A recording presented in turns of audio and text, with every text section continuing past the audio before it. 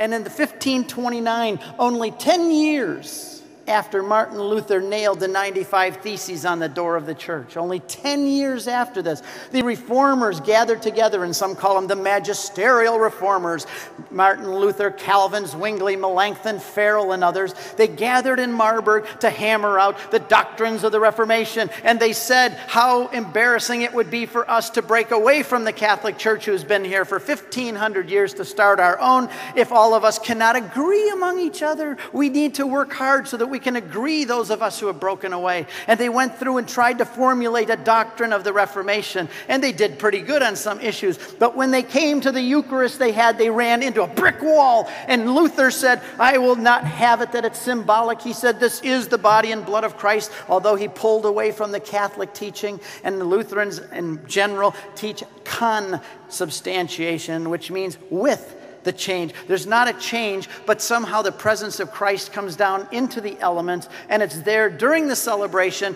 but it's not there after the celebration. But somehow there's a commingling of the substance. And so he said, I will take Jesus' words, this is my body. And Zwingli stood up and he said, absolutely not. It is symbolic. There is no body and blood there. That is Catholic heresy. That is not biblical. The Bible teaches that the bread and wine remain bread and wine. They are symbolic of the body and blood of Christ.